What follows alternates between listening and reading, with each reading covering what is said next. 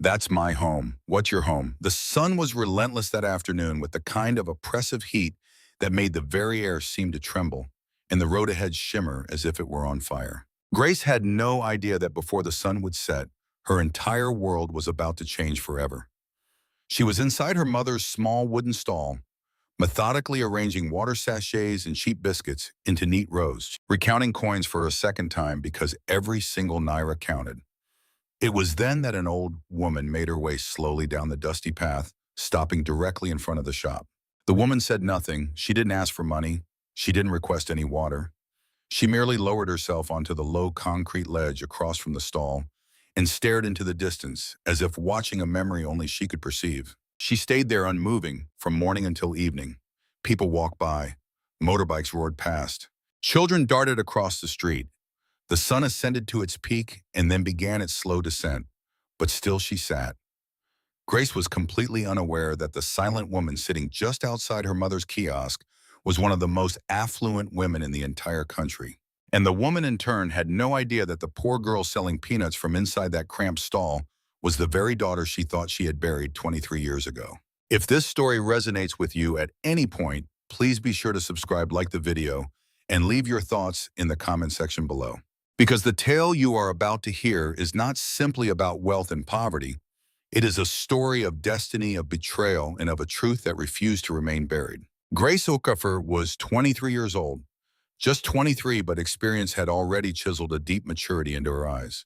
She was a university graduate who had finished top of her class. It was the kind of academic achievement that commanded respect from lecturers, the kind that made neighbors whisper that this girl would undoubtedly change her family's fortunes. She was the absolute pride of her humble parents, the living embodiment of their belief that sacrifice is never for nothing. Her father, Samuel Okafor, was a retired bus conductor with a back that was permanently stooped from long years of hanging out the side of moving vehicles, yelling out destinations in the blistering sun. His hands were calloused, his cough was persistent, but his heart would soften every time he looked at Grace. My professor, he would call her, a weary smile playing on his lips. One day you'll be sitting in an air-conditioned office and will have forgotten all about this old man. Grace would simply laugh and kneel down next to him. Daddy, how could I ever forget the man who carried me on his own shoulders when I was too small to walk? Her mother, Mama Afuna, sold rice beans, gari, and sachet water out of a little roadside stall, constructed from old planks and sheets of zinc that would rattle anytime a strong wind blew. Every morning before the sun rose, Mama Afuna would tie her wrapper firmly around her waist, adjust her headscarf, and start to set out her goods. Grace, it's time to wake up. The morning is here. She would call out softly, and Grace would get up without a single complaint. She had graduated from school months before and was simply waiting for her certificate to be issued. Some of her former classmates had already moved abroad. Others would post photos online of themselves in suits and heels posing in front of tall glass buildings. But Grace never complained. Instead of chasing illusions in the city, she came back home. Day after day, she sat in that stall from sunrise to sunset, measuring rice into containers, carefully counting change, and addressing every customer with respect. There were days the sun was so scorching hot that sweat would completely soak through her blouse. There were other days when rain would seep through the zinc ceiling, dripping onto the book she always kept near. But still she remained. One afternoon, while she was packaging groundnuts into small plastic bags, a bunch of young men walked by laughing boisterously. "Ha! Just look, a first-class graduate," one of them jeered. "With all that time in school, and now you're just selling peanuts," another chimed in. "So university is no guarantee of success anymore." They laughed amongst themselves and continued on their way. For a brief moment, a flash of pain tightened Mama Afuna's face. "Pay them no mind," she whispered. But Grace offered a simple smile. When a nearby customer overheard the mockery and shook her head in disapproval, Grace replied calmly, "Auntie, work is work. There is no shame in honest labor." The woman studied her for a moment and then nodded. "Your mother has raised you very well." During the quiet spells when there were no customers, her father would sit on a wooden stool next to the kiosk, trying to stretch his sore legs. "My daughter," he would begin slowly, "if you're feeling tired, you just need to tell me. We'll find a way to get by." Grace would look at him, at the deep wrinkles etched into his face, at the hands that had worked so hard so she could sit in lecture halls with sturdy chairs, and she would simply shake her head. Daddy, you hung off buses for years so that I could hold books. Let me just manage this small stall for a little while. Mama Afuna would chime in with a playful scolding. You aren't meant to stay here forever, Grace. This little place is far too small for you. Grace would just smile gently and say, Mama, no place is too small as long as it puts food on our table. But deep down in her heart, she held on to big dreams. She envisioned offices with sleek glass doors. She fantasized about signing important papers that would pull her parents out of their lifelong struggle. She dreamed about building her mother a proper shop, one with tiled floors and shelves that were steady and strong. Late at night after the kiosk was shut and the street fell silent, she would sit on her little bed and whisper to herself, this isn't where my story ends. This is only the very beginning. And yet, she never looked down on her humble start. She approached every sachet of water she sold with the gravity of a major contract. She treated every single customer with the utmost dignity because Grace understood something that many people fail to grasp. Greatness doesn't begin with a loud announcement. It begins quietly with humility. On that day, the old woman showed up without any fanfare, without a sound, and with no introduction at all. One moment the road was empty, save for the passing motorcycles and school children dragging their feet in dusty sandals. The next moment she was there, walking slowly, deliberately, as if each step she took bore the incredible weight of all her years. Her name was a mystery. She had no bag, no one with her, and offered no explanation. Her clothes were dusty, yet clearly expensive, made from a type of fabric that seemed completely out of place on a roadside. Even beneath the layer of dust, the material had an air of quality. Her shoes showed no signs of wear. The wristwatch she wore, though partially covered, glinted for a moment in the sunlight. But it was her eyes. Her eyes were exhausted. It wasn't the weariness of a long day, but the deep-set fatigue of a long life. She didn't acknowledge anyone. She didn't look to her left or to her right.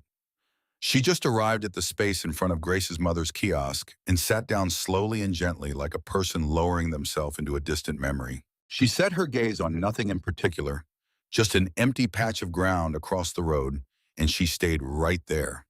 The morning slowly transformed into afternoon. The sun soared higher in the sky. A suffocating heat wrapped itself around the street like a fiery blanket.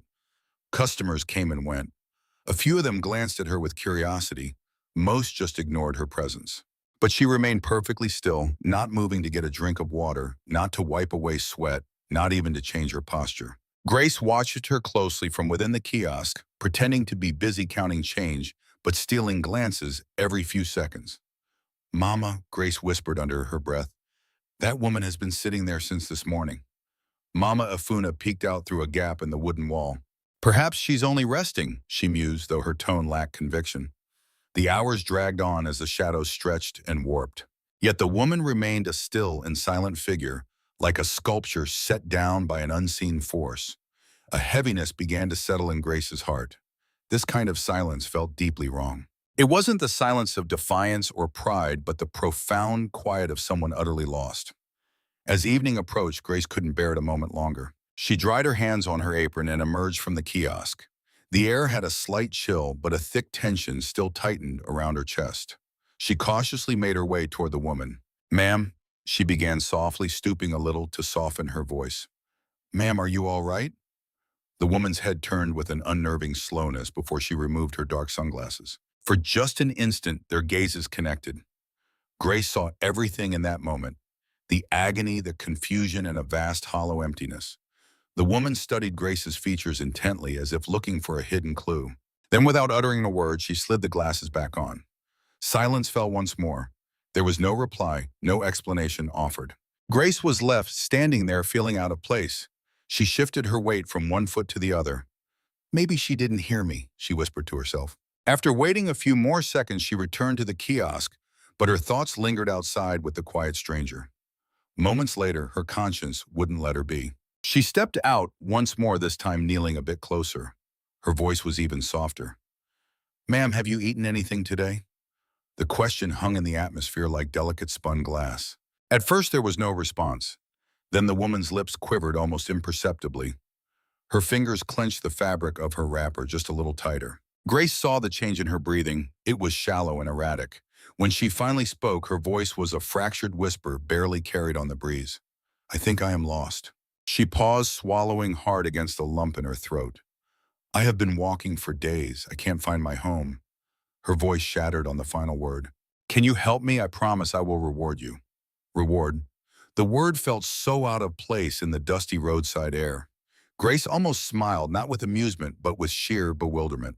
A reward from her, the woman looked as though she needed a world of help, not like someone in a position to offer anything. And yet a certain dignity clung to her words. It wasn't arrogance or desperation, but a quiet despair wrapped in a cloak of pride. Grace felt a pang in her chest. Ma'am, she said gently, please don't worry about any reward. Let's get you some water first. She held out her hand. The woman hesitated for only a second before letting Grace take her by the elbow to help her stand. Her skin felt soft but terribly frail. Grace carefully guided her into the small kiosk, a cramped space filled with the smells of rice gari and sun-warmed wood. Mama Afuna moved aside, her gaze watchful. With both hands, Grace offered a plastic cup of water to the woman as a respectful daughter would to an elder. Drink, ma'am. Slowly now. The woman's fingers trembled slightly as she took the cup. She drank in small sips, her eyes shut, as if the water was providing more than just hydration. Grace quickly grabbed a small package of biscuits and tore it open. Please have something to eat, she urged quietly. The woman glanced from the biscuits back to Grace's face. No, she murmured, her voice faint and distant. Only water is fine. Grace didn't insist. Instead, she turned to her parents, her expression pleading before she even spoke. Mama, Daddy, please, we have to help her, she implored. She's lost. She says she can't find her home. Her father shifted on his wooden stool. He looked out at the empty road, then back at the old woman, his brow creased with concern. Grace, he said, his voice heavy with a lifetime of caution. My child, the world is filled with wickedness. It isn't safe. What if this is some kind of trouble? Grace stepped closer to her father, lowering her voice. Daddy, look at her. Does she seem like trouble to you? She's been sitting in that same spot since morning. Samuel Okafor heaved a deep sigh, rubbing a rough hand across his stooped back. I have seen many things in this life. Sometimes offering help just invites problems. Grace's eyes softened. And sometimes, she countered gently, it invites blessings. Mama Ifuna observed the old woman thoughtfully, a maternal light flickering in her eyes. She gave a slow nod. Kindness never hurt anyone, she stated quietly. If we can't find it in ourselves to help another person, what's the point of all our own hardships? Grace's shoulders sagged with relief. Thank you, Mama. She turned back to their visitor. Ma'am, can you tell me where your house is? The woman nodded weakly. I will try. Seeing the exhaustion that made the woman's legs tremble, Grace knew walking was out of the question. She went outside and pulled their old wheelbarrow from the side of the kiosk. The metal was tinged with rust, and the tire was worn, but it was sturdy. Samuel watched in silence as Grace positioned it. She returned to the woman and spoke softly. Ma'am, I'm going to help you sit in here, okay? Just hold on to my shoulder. A flicker of pride crossed the woman's face, but it was swiftly overcome by her weariness. Gently and with great care, Grace helped her into the wheelbarrow, arranging her wrapper to keep it from dragging on the ground. Are you comfortable? She asked tenderly. The woman gave a single nod. Grace then took a firm hold of the handles. The sun was still blazing overhead, and sweat immediately began to form on her brow. She adjusted her grip and began to push. The wheel groaned as it rolled over loose pebbles, and her slippers scuffed against the parched earth. Not a word was spoken by Grace or the old woman. The quiet was filled only by the creaking of the wheel and the distant hum of traffic. Samuel stood and watched until his daughter was just a small figure disappearing down the road, his heart a mix of pride and worry. Mama Ifuna folded her arms, whispering, May God watch over her. Under the harsh sun, Grace pushed onward one slow step after another, entirely unaware that with each turn of that rusty wheel she was pushing destiny itself forward. The road seemed to stretch on for miles. Grace's arms began to burn, and her palms grew raw from gripping the wooden handles, but she made no complaint. The old woman had been giving directions in a fragile voice. Continue straight. Make a left. Just keep going. They moved past tiny shops, crumbling fences, and half-built structures. Nothing about the neighborhood suggested wealth. Nothing at all prepared Grace for what lay ahead. Then, after what felt like an age, the old woman slowly raised a trembling hand and pointed. That is my house. Her voice was clearer now, with a newfound steadiness. Grace almost let out a disbelieving laugh, sure she had misheard. But when she followed the woman's pointing finger, her breath caught in her throat. Standing before them was a colossal mansion. It wasn't merely big or beautiful, it was monumental with towering black gates that glittered with gold designs in the sun. High walls crowned with electric wires stretched further than her eyes could see. Peeking through the gap, she saw a sprawling compound where immaculate cars were parked in perfect rows, and fountains danced in the air just like a scene out of a movie. Grace blinked, then blinked again, wondering if the heat was playing tricks on her. Or maybe it was just the exhaustion getting to her. She swallowed hard. "Ma, are you certain this is it?" she whispered, her eyes still wide. The old woman didn't reply right away. Instead, she just sat up a little straighter in the wheelbarrow. Grace took a deep breath and pushed them forward, inching closer until they were right before the towering gate. She shuffled her feet, completely torn between knocking and just turning around. Her heart started to pound. "Ma," she whispered, her voice barely audible, "this looks like a government building or something." The old woman's lips curved into a faint smile, but she remained silent. Just as Grace was about to press her, again the gate started to glide open with a soft mechanical hum. Grace froze on the spot. The handles of the wheelbarrow felt slick in her sweaty hands as the gates opened all the way. Two guards in crisp uniforms hurried toward them. One stopped dead in his tracks the moment he saw the old woman in the wheelbarrow, his eyes going wide with disbelief. "Madam Victoria," he yelled, his voice a mix of sheer panic and overwhelming relief. "Madam Victoria, we've been searching all over for you." The other guard fumbled for his walkie-talkie. "She's here! She's here!" Within moments, staff started pouring out from the main building. Grace was paralyzed. Madam Victoria. The name reverberated in her head like a thunderclap. She stared at the woman she'd been wheeling around in the blistering heat, the same dusty clothes, the same weary expression. But something was different now. With an unexpected surge of strength, the old woman began to rise from the wheelbarrow. Her back became ramrod straight, her shoulders pulling back. The dazed look in her eyes vanished, replaced by a calm sense of command. One of the guards bowed his head slightly. "Madam, are you all right? We were sick with worry." The woman calmly adjusted her glasses. "I am perfectly fine," she stated, her voice steady and clear. The tremor was gone, replaced by a tone that expected nothing less than obedience. Grace felt her knees go weak. Her gaze darted from the magnificent house to the guards and finally back to the woman. Her throat felt like sandpaper. "Ma," she breathed the word, almost silent. For the first time, the guard turned his attention to Grace, his eyes sweeping over her from head to toe before settling on the rusty wheelbarrow. A look of confusion washed over his face. "And who is this?" he asked, his tone cautious. Grace's mouth fell open, but nothing came out.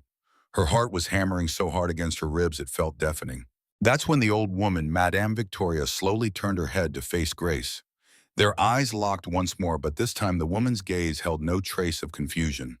Instead, it was filled with a deep, deliberate knowing. In that single instant, Grace understood. The woman she had treated as a helpless stranger possessed enough power to command this entire estate with a single word. And just like that, the dusty road she'd come from felt like a lifetime away. This was Madame Victoria, the widowed billionaire CEO of Vaco Holdings. Her name was a key that unlocked doors to the highest offices and brought rooms of influential men to a hush. She was the subject of whispers on television and spoken of with caution in political circles. She was the kind of woman whose signature could rewrite contracts, whose phone calls could alter the course of people's lives. And yet mere moments ago, she had been sitting silently in a rusty wheelbarrow, covered in dust outside a simple roadside stall. Grace's mind reeled, trying to reconcile the two realities. The frail, shivering stranger she'd given water to, and the powerful matriarch whose name the guards were now chanting with a mixture of terror and relief. Deliberately, Madame Victoria rose from the wheelbarrow. There was no haste in her movements, no hint of embarrassment. She rested one hand gently on its edge before stepping out with measured elegance. The moment her feet made contact with the tiled driveway, a transformation occurred. Her spine straightened completely. The weary slump in her posture vanished. Her shoulders squared with an innate authority, as if she were shrugging off an invisible cloak of frailty and donning one of immense power. Even the simple act of adjusting her glasses was imbued with command. The guards instinctively took a step back, their heads slightly bowed. "Madam, we were just about to notify the police," one of them stammered nervously. She didn't raise her voice. She didn't yell. She simply said, "That won't be necessary." Her tone was tranquil, firm, and left no room for argument. Grace stood rooted to the spot next to the wheelbarrow, her knuckles white as she clung to the handles. Her heart was racing. All at once, she was acutely conscious of her faded shirt, her frayed slippers, and the film of dust covering her skin. She felt tiny and utterly out of place. She dropped her gaze to the ground, not knowing if she should apologize or just run away. But then she felt eyes upon her. Madame Victoria was slowly turning in her direction. For a brief second, all the commotion in the compound seemed to die down. Their eyes connected again, and this time Grace saw only clarity in the older woman's expression. Not confusion, not frailty, but pure intention. "You brought me home," Madame Victoria stated softly, though her words carried immense weight. Grace swallowed hard. "Yes, Ma, you told me this was your home." A hint of a smile played on Madame Victoria's lips. "And you believed me." It wasn't a question, it was a fact. Grace shuffled uncomfortably. "I was just trying to help." The guards were now staring at Grace with open curiosity, trying to figure out who this plain-looking girl was and how on earth she had shown up with their formidable boss in a wheelbarrow. Madame Victoria took a slow, deliberate step toward Grace, coming close enough for the girl to see that even beneath the layer of dust, the woman possessed an effortless elegance. "What is your name?" she inquired. Grace Okafor," she replied in a low voice. Madame Victoria murmured the name under her breath as if tasting it. "Grace." Her gaze shifted to the open gates, then back to the young woman who had pushed her through the scorching heat, completely unaware of her identity. Her voice softened just a fraction, but the undertone of authority never wavered. "Come inside." Two simple words, yet they held the gravity of something much more than a simple invitation. The guards shot each other a look, but kept their mouths shut. Grace wavered, her eyes flicking back to the road she'd just traveled, to the old, now empty, wheelbarrow. A part of her screamed to turn and run back to her mother's little shop. Another part wanted to politely decline, but there was something in Madame Victoria's gaze that rooted her to the spot. It wasn't force and it wasn't a command, it was something far more profound. And with the gate still gaping open behind her, Grace knew she was standing on the threshold of a world she had only ever witnessed on a screen, and that world was now calling out her name. Stepping into the mansion, Grace felt herself shrink, not just physically, but in her very being. The instant she crossed the threshold, a wave of cool air enveloped her, washing away the oppressive heat of the afternoon sun. The marble floor gleamed under her feet, so perfectly polished it mirrored a distorted version of her own face. She paused, afraid her dusty slippers would tarnish a surface that seemed too immaculate to even walk on. High above, crystal chandeliers cascaded from the ceiling, like frozen explosions of light, casting a gentle sparkle. The immense walls were adorned with enormous framed portraits and intricate gold patterns that broadcasted a message of unapologetic wealth. An absolute quiet filled the air, a stark contrast to the bustling silence of a poor household at rest. This was a manufactured, expensive stillness.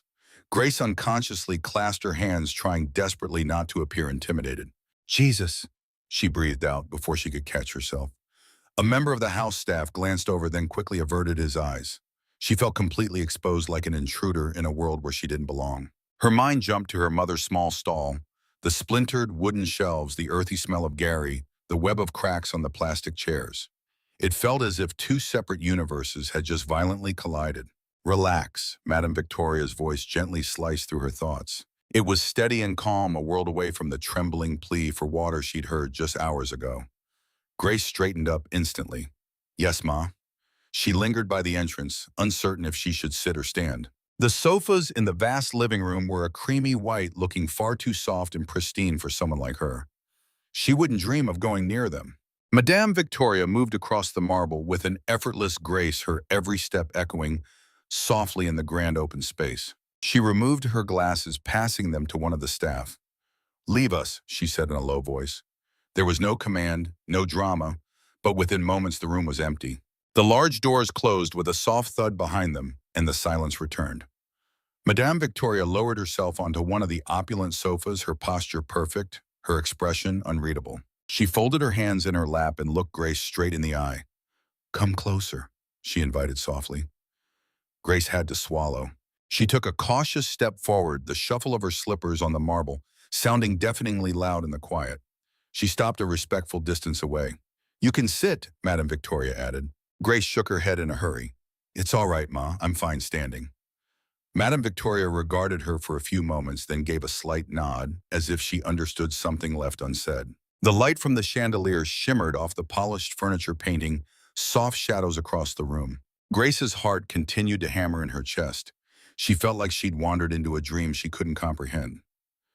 Just a few hours before, she'd been selling bags of water from a wooden kiosk. Now she was standing inside a home large enough to consume her entire street. Madame Victoria leaned back into the sofa's plush cushions, her presence effortlessly commanding the room. She didn't speak right away, simply studying Grace with eyes that were calm yet deeply searching.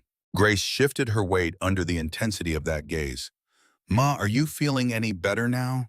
she asked, her voice sounding small and respectful in the enormous space. The corner of Madame Victoria's mouth tilted in a barely perceptible smile. "Yes," she confirmed. "Much better."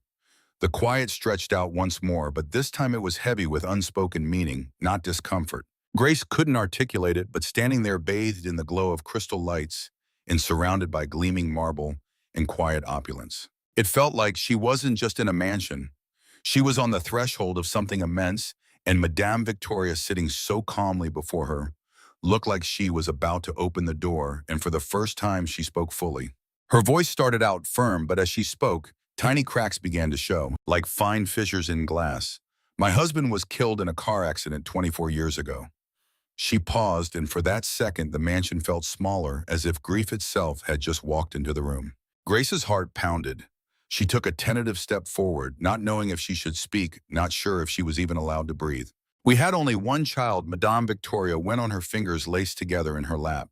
"A baby girl." She closed her eyes for an instant, and in that flicker Grace saw a ghost of unimaginable pain. "She died during childbirth." Her voice broke. She swallowed hard, continuing in a near whisper. "They told me she was stillborn." A heavy silence descended, her words hanging in the air, dense and unmovable. Grace felt her own eyes well up with tears. She had an urge to reach out to say something, but no words would come. The moment felt too sacred, the pain too raw. Madame Victoria opened her eyes again. "I never remarried," she stated quietly. "It wasn't possible for me to have more children. I have all this money but no child to give it to." Her gaze drifted to the ceiling for a moment before returning to Grace, as if she were weighing her very soul before speaking again. Grace could only manage a small nod, her throat tight with emotion. The mansion, the marble, the chandeliers, all of it faded into irrelevance. The only thing that mattered was the woman before her, carrying a sorrow that had spanned decades. Madame Victoria leaned forward just a bit, her voice growing softer. "I left my home days ago without a word to anyone. I wanted to feel what it was like to be normal. I wanted to find out who might help me without knowing who I was." She looked at Grace with an intensity that felt like it was reading her spirit. Grace felt the power of that look deep in her bones. "You were the only one who treated me with kindness." A slight smile touched Madame Victoria's lips, a gesture that was almost timid, almost vulnerable, yet still carried an undeniable authority. "I want you to come and work for me," she said. Her eyes held Grace's, waiting for a response. Grace slowly shook her head. "No, Ma, I was just helping you." Her voice was quiet, unsteady. "That is the reason," Madame Victoria replied softly, leaning back into the sofa and folding her hands again. "That is precisely the reason." Her eyes stayed on Grace for a long moment, a moment filled with understanding, with recognition, with an unspoken connection that settled between them like an unbreakable pact. Grace's heart pounded and her mind raced. She hadn't expected a thing. All she had done was offer a drink of water, a simple act of kindness. And now here she was, being truly seen by a woman the world considered untouchable. The magnificent rooms seemed to dissolve around her, leaving only two people. One who was searching, one who had given, now connected by an invisible cord of trust, sorrow and hope. That night, as Grace walked home under the weak glow of the streetlights, her wheelbarrow left behind at Madame Victoria's gate, her heart felt heavy with the impossible weight of the day. The dusty streets of her neighborhood felt oddly smaller now. They were familiar and comforting, but also entirely different. The old door groaned as she pushed it open, revealing the warm scent of pepper soup and freshly cooked rice that filled their modest home. Mama Efunana glanced up from the wooden table where she was meticulously sorting beans, while Samuel Okafor shifted in his weathered chair, his tired eyes narrowing in quiet curiosity. "Grace, you're getting in late," Mama Efunana noted gently, her voice tinged with a hint of worry. Grace swallowed hard, perching on the edge of a wooden stool. Mama, Daddy, I need to tell you both something. Something very important. Samuel leaned in, his hands resting firmly on his knees. What is it, my daughter? Is everything all right? Grace drew a shaky breath, her voice quivering just a little. I helped a woman today. She showed up at the kiosk, completely lost. She hadn't eaten and just sat there the entire day. I gave her some water and made sure she got home safely. She paused, searching their faces.